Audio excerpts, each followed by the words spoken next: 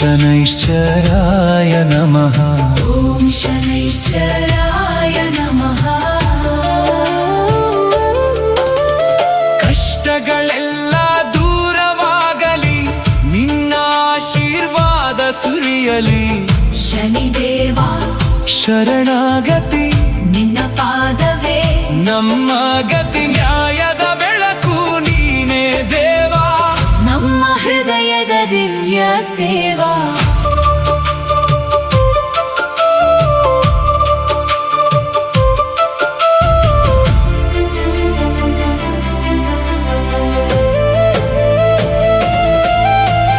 ಬಿದ್ದವರ ಕೈ ಹಿಡಿಯುವ ದೇವಾ, ಸತ್ಯದ ಹಾದಿ